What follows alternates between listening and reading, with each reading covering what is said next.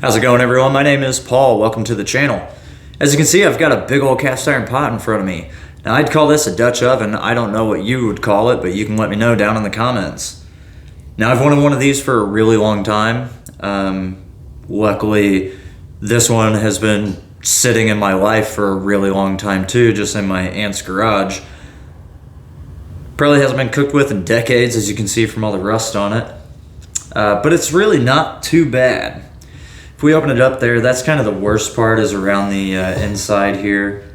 But what I really like about this thing is all these little nipples here. And what that does is it helps evenly distribute any sort of condensation that builds up on the lid of whatever stew or soup or chili, whatever you happen to be making. And that's really good for your food. Another thing I really like is a nice built-in sturdy handle. That thing's not going anywhere. I mean, if it hasn't gone anywhere yet, I doubt it will anytime soon. If we look on the inside here, it's not too bad. A little bit of rust. I haven't really looked too hard, but I haven't noticed any major pitting or anything. The outside of it looks pretty good. A little bit of rust around here. All in all, seems to be in pretty nice shape. I haven't seen any markings on what foundry it's from or anything, so hopefully we can find something on there when we get to scrubbing. I do see USA, and on the lid it does say, I think, 10.5 and 8, probably something to do with the size. Maybe this looks bigger than 8, but maybe that's 8 inches tall. I don't know. 10.5 inches seems about right for the diameter though. So anyways, I've done this a few times before with newer pans, nothing this old, this bad of shape, so hopefully I can save this, and yeah, let's see how it goes. The first step is trying to loosen up all the rust, so I'm going to scrape it with this steel wool here. So here we go. Let's start here on the lid. It's the worst part, so.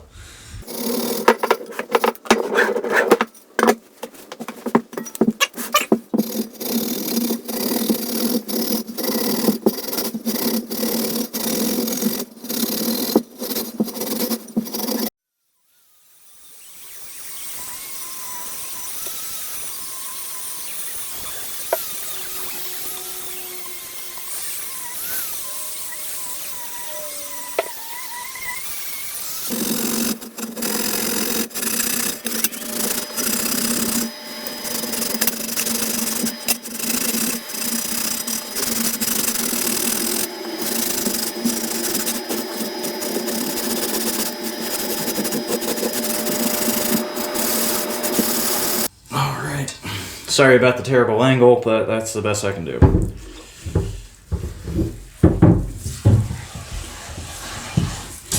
And they always say don't wash your cast iron pans in soapy water, but it's okay to do it this time because we're gonna re-season it.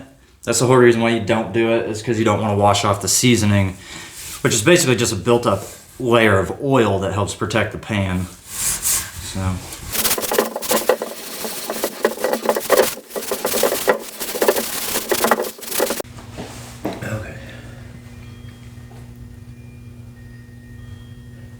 I wouldn't normally do this in the garage, but something came up. Had to put this off for hours. It's late. People are asleep now or getting to sleep. So to cut down on the noise, we're going to do this out here. So the next step, after we get all the rust and everything cleaned off and we get everything clean, we're just going to put some oil on it. Just a light coat. Light to somewhat generous. You just want to rub it all over, every little nook and cranny, all over the whole thing. Still, pan's a little dirty still, but whatever, I don't care.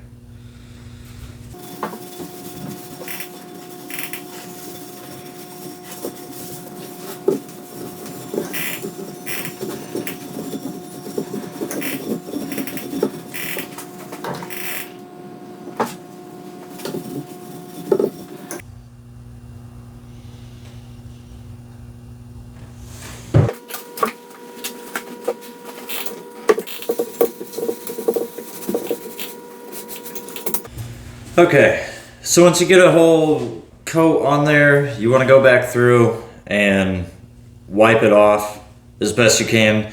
You don't really want any on there, or an excess of oil on there when you bake it. That's what we're gonna do. We're gonna throw it in the oven at 450, 500 degrees. That's what the Lodge website says, at least. But you don't want an excess. If you have too much, that's when it's really windy and that garage door is loud. If you have an excess, that's when it gets gummy, and then you have a bad cooking surface and stuff, so you don't want an excess, but you do want it covered. So get it nice and covered, and then go back through and just wipe it all back down again and try to get as much off of there as you can without taking all of it off, which, yep.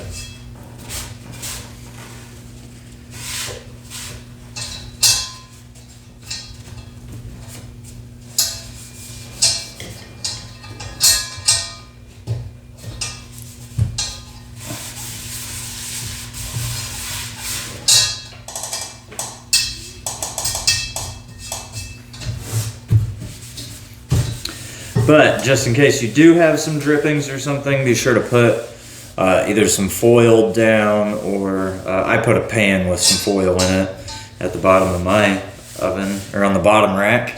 And I'm gonna put this on the top rack, just in the middle. Once I get these nice and dried off, put it in there for an hour, turn off your oven, and then leave them in there, leave the pieces in there. Let them cool in the oven until they are cool to the touch. And you should have a fairly decent seasoned pan at that point. You can do it more times to build up a better seasoning on it.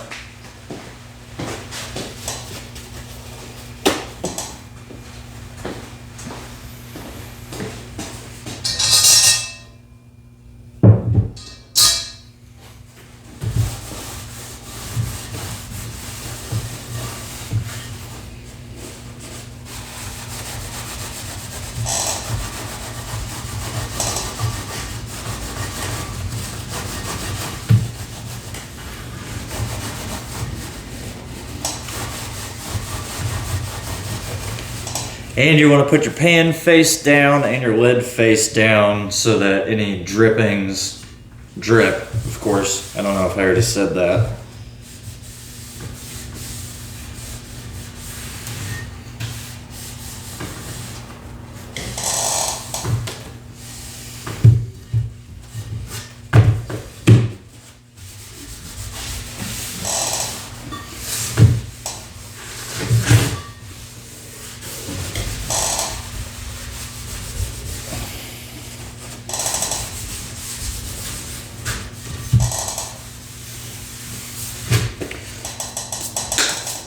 Okay, into the oven with these. Like I said, everyone's asleep, so can't really show you that part, but I'll show you what it looks like when we're done.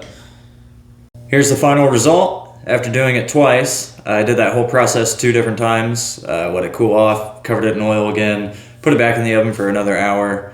The more you do that, the better it gets. I'm sure there's a point, like 4,000 times, that's probably too many. I'm gonna go make some soup after this, so I'm not going to do it again right now, but I probably will do that a few more times at least before I call this nice and good. If we open it up here, you can see that is a nice and good surface on there, but I want to do it just a few more times. That's what really helps protect the pan, is that layer of seasoning is what it's called. It's just polymerized oil. You're just cooking the oil down, making it a nice hard surface. Protects it from the rust and stuff. Don't wash it with soapy water. That's the bad part. It was okay to do that before, but now that we have the seasoning, don't do it again. Unless you want to re-season. So here's that lid. We can actually read what it says there. 8 1/4 or 10 1/4 and 8 and 1. I don't know what any of that means. I was really hoping for a foundry stamp or something, some indication of where it came from, unless that USA D3 8DO, unless that means something other than it came from the US. So I don't know. Anyways, I hope you enjoyed the video. If you did, let me know by liking and let your friends know by sharing it. And you can comment too or subscribe to the channel for more. Maybe I'll make a video of me making the soup.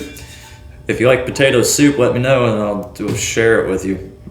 Anyways, thanks for watching and we'll catch you on the next one, folks.